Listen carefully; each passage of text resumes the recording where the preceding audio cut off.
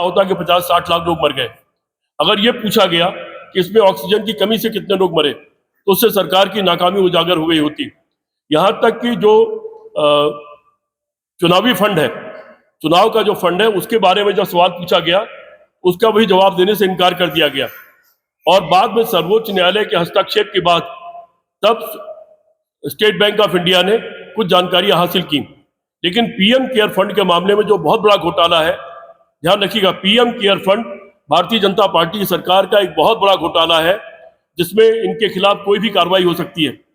उस मामले में आज तक ये मौन है और सीधे इन्होंने कह दिया कि न तो ये आरटीआई के दायरे में आएगा और न इसको ऑडिट किया जा सकता है। तो जो आरएसएस करती है कि उसका रजिस्ट्रेशन नहीं, उसका ऑडिट नहीं होता है, वही काम फिर सवाल ये है, पीएम केयर फंड भी वही कर रहा है।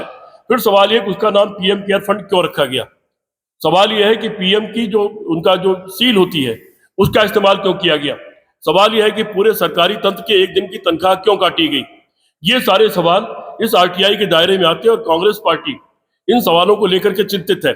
और कांग्रेस पार्टी चाहती है कि तत्काल जो उसने जिस मंशा के साथ आरटीआई कानून लाई थी, उस मंशा के अनुरूप उसको फिर से लागू किया जाए और जो संशोधन करके इनको कमजोर किया गया है, उन संशोधनों को निरस्त किया जाए और उसको मजबूत किया जाए। जो पद खाली पड़े हुए हैं, उन सारे पदों को भरा जाए, उनके कार्यकाल 5 साल रखा जाए और जो प्रोटेक्शन दिया गया था सूचना आयुक्तों को, विसिल ब्लोअर्स को, आरटीआई कार्यकर्ताओं को, वो प्रोटेक्शन दिया जाए। एक तो बड़ा मुद्दा ये था जिस पर आज पूरे देश में प्रेस कॉन्फ्रेंस हो रही है।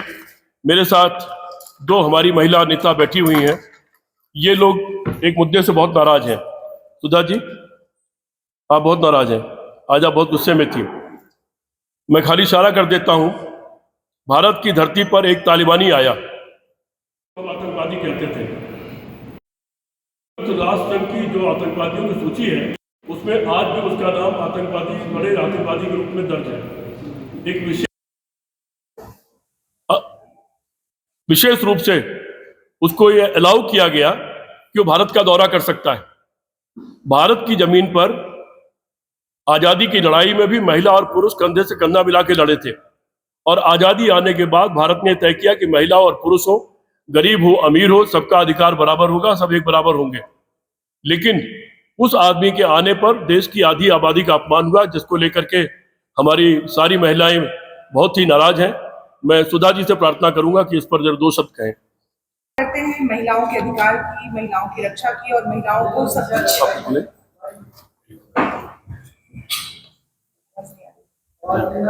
आवाज नहीं आ रही? महिलाओं को समान अधिकार दिया गया। मिशन शक्ति के नाम पे यूपी हो या फिर प्रधानमंत्री जी के बड़े बड़े वादे हो, आपने देखा होगा किस तरह से सिर्फ जुमलों को फेंक के महिलाओं की बातें की जाती हैं।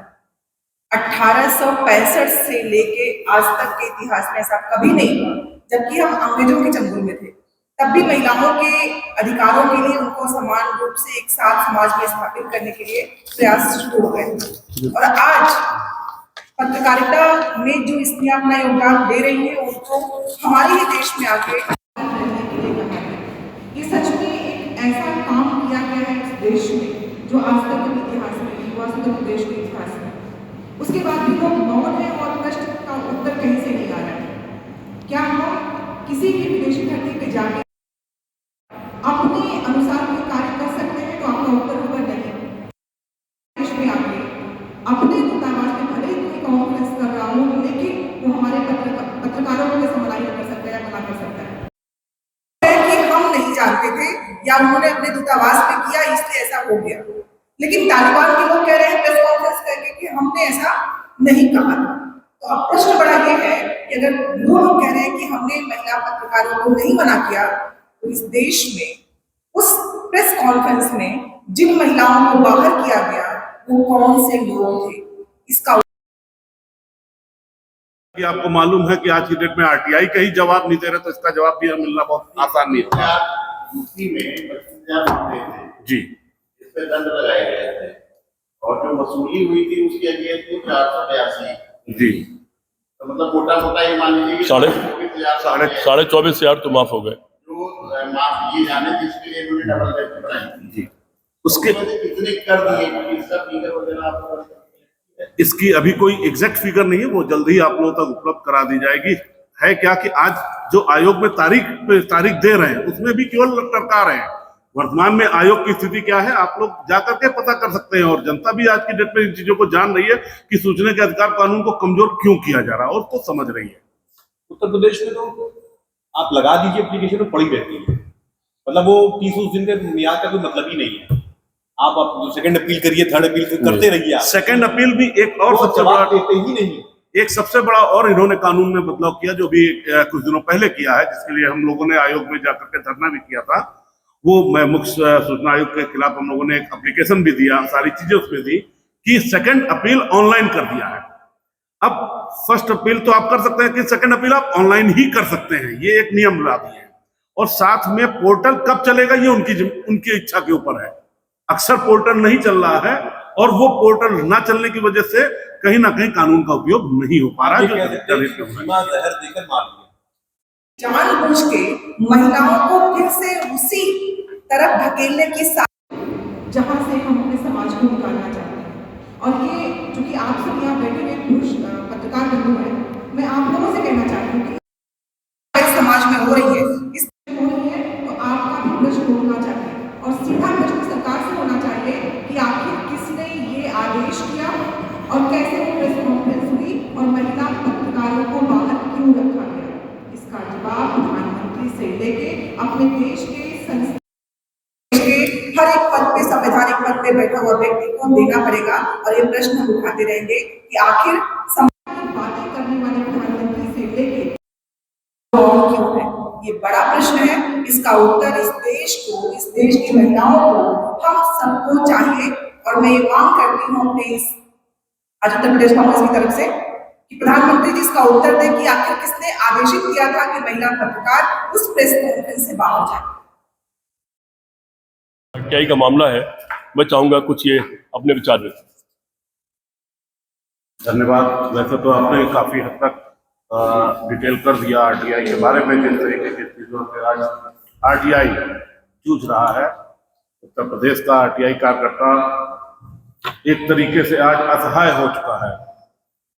कारण ये है कि ये सरकार क्यों भ्रष्टाचारियों को बचाना चाहती है, आखिर क्यों पारदर्शिता नहीं चाहती है, इसका जवाब मैं आपके चैनल के माध्यम से जनता से ही जानना चाहता हूं कि खुद सोचें हम कि आखिर ये सरकार क्यों भ्रष्टाचारियों को बचाना चाह रही है।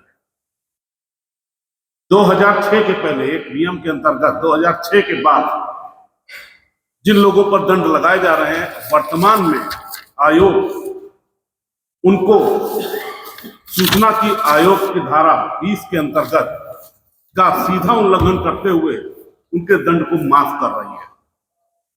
जब जिन अधिकारियों पर भ्रष्टाचार का आरोप लग रहा है और उनके ऊपर दंड लग रहा है, उनको माफ कर दिया जाएगा, तो जाहिर सी बात है सूचना के अधिकार कानून का कोई अस्तित्व नहीं रह जाएगा। कहीं ना कहीं सरकार उन भ्रष्टाचारियों के साथ खड़ी हुई है, और जिस आपने आपको बताया, हम लोग सब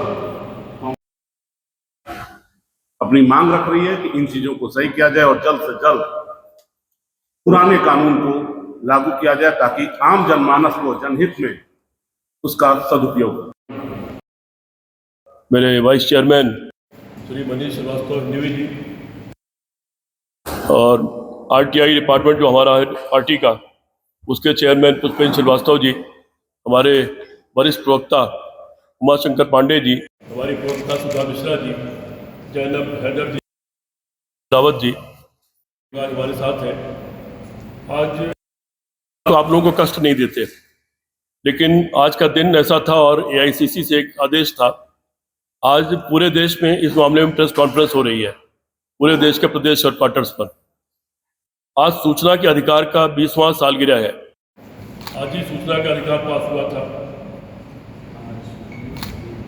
12 अक्टूबर 2005 को गांधी जी की प्रेरणा से, और यूपीए सरकार में, मनमोहन सिंह जी की सरकार में आज ये अधिकार पास हुआ था। और आरटीआई का जो अधिकार पास हुआ था उसको बहुत ताकत दी गई थी। उसमें 5 साल रखा गया था। जो सूचना आयुक्त होते हैं उनका समय रखा गया था 5 साल निश्चित, और उनको तरह तरह के प्रोटेक्शन दिए गए थे। लेकिन 2019 में एक नया संशोधन किया गया और उसके बाद उस प्रोटेक्शन को खत्म कर दिया गया और सूचना आयुक्तों के उनकी नौकरी कितनी रहेगी यह निर्णय लेने का अधिकार सरकार को दे दिया गया। इसके अलावा सरकार ने एक संशोधन किया आरटीआई की धारा 8(1)(i) के अंदर 8(1)(i) और उसमें व्यक्तिगत जानकारी को लेकर के वो धारा बनाए और उसको बहुत व्यापक कर दिया। पहले यह था कि अगर जनहित का कोई मामला है तो व्यक्तिगत जानकारियां भी आरटीआई के दायरे में आ सकती थी, सूचना के अधिकार के दायरे में आ सकती थी। लेकिन भाजपा की सरकार ने, जो पारदर्शिता विरोधी सरकार है और तरह तरह के घोटाले और घपले की सरकार है, उन सबको छुपाने के लिए उसने ये नई धारा इसको संशोधन किया। और उसके बाद क्या हुआ कि आप व्यक्तिगत जानकारियां नहीं ले सकते थे। ये जो सूचना का अधिकार दिया गया, आप सभी जानते हैं इस देश में लाखों अधिकार का उपयोग करते रहे और तमाम सूचनाओं से लोग लाभान्वित होते रहे, आम लोग लाभान्वित होते रहे, क्योंकि सूचना सवाल डाला जाता है तो उसके जवाब में सरकार को या डिपार्टमेंट को जवाब देना पड़ता है कि वो काम हुआ या नहीं हुआ, और उसके फिर अपीलेट कोर्ट बने हैं प्रदेश स्तर पर, राष्ट्रीय स्तर पर। लेकिन इस सरकार ने उसको ध्वस्त कर दिया है। और ये जो मैं कह रहा था 8(1)(i), इसके द्वारा जो व्यक्तिगत सूचनाओं का मामला था उसको व्यापक कर दिया गया, जिसका परिणाम यह हुआ कि नरेंद्र मोदी ने कोरोना काल में पीएम केयर फंड बनाया। उसका नाम प्रधानमंत्री केयर फंड रखा गया। उसके ट्रस्टीज में मंत्रियों के नाम रखे गए और भारत की फौज हो, भारत की सीआरपीएफ हो, भारत की बीएसएफ हो, आंतरिक हमारा जो डिपार्टमेंट है वो, या तमाम सरकारी डिपार्टमेंट, सब लोगों से एक दिन की तनख्वाह काट करके पीएम केयर फंड में जमा की गई। इसके अलावा चीन से पीएम केयर फंड में कुछ पैसा मिला, तमाम बड़े पूंजीपतियों ने उसमें पैसा दिया, उन तमाम लोगों ने पैसा दिया जो सरकार से फायदा उठाते हैं, सरकार से काम लेते हैं। लेकिन जब इन सब पर आरटीआई डाली गई तब बताया गया कि पीएम खंड व्यक्तिगत है। और ये जो चेंज किया गया धारा, जिसका मैंने आपसे जिक्र किया, उसको आधार बना के ये कहा गया कि व्यक्तिगत जानकारी साझा नहीं की जा सकती और पीएम केयर फंड के बारे में कोई जानकारी साझा नहीं की गई।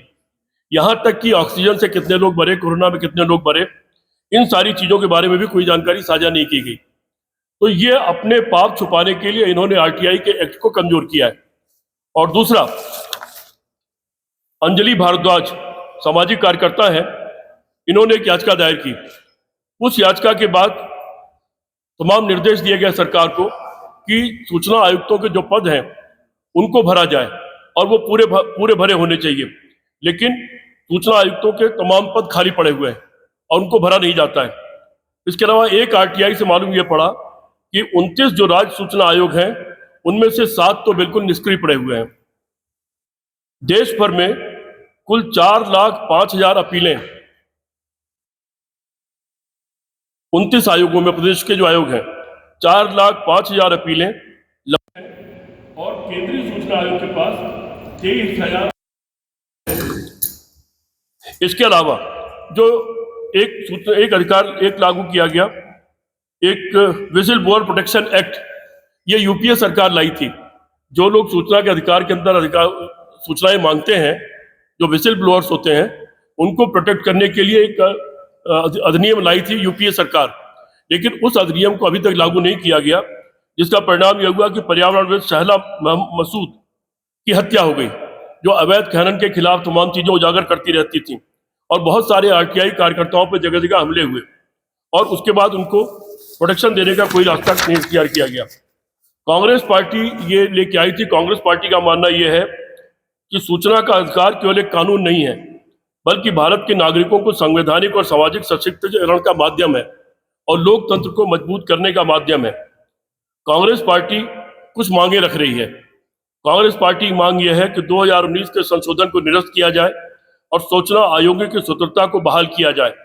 आयुक्तों के लिए 5 वर्ष का निश्चित कार्यकाल, सुरक्षित सेवा शर्तें सुनिश्चित की जाए। डिजिटल पर्सनल डाटा प्रोटेक्शन धारा 44(3) की समीक्षा व संशोधन किया जाए, जो आरटीआई के जनहित के उद्देश्यों को कमजोर करती है। केंद्र और राज्य आयोगों की सभी रिक्तियां पारदर्शी और समयबद्ध प्रक्रिया के माध्यम से तुरंत भरी जाए। आयोगों के लिए कार्य निष्पादन मानक तय किए जाए और निपटान दर की सार्वजनिक रिपोर्टिंग अनिवार्य की जाए। विजिल ब्लोअर प्रोटेक्शन अधिनियम को पूर्ण रूप से लागू कर आरटीआई उपयोगकर्ताओं को, विसिल ब्लोअर को सशक्त सुरक्षा प्रदान की जाए और आयोगों में विविधता सुनिश्चित की जाए। इसमें पत्रकारों को, कार्यकर्ताओं को, शिक्षाविदों को और महिलाओं का प्रतिनिधित्व इसमें शामिल किया जाए। ये कांग्रेस पार्टी का एक बड़ा मुद्दा है जिस पर आज पूरे देश भर में प्रेस कॉन्फ्रेंस हो रही है। और मैंने जैसा कहा कि भारतीय जनता पार्टी चूंकि रोज इतने पाप कर रही है और इतनी तरह के भ्रष्टाचार कर रही है, वो उजागर नहीं होने देना चाहती, वो किसी भी चीज को उजागर नहीं होना देना चाहती। कितनी बड़ी बात है। मान लीजिए सवाल पूछा गया कि कोरोना काल में कुल कितने लोग मरे,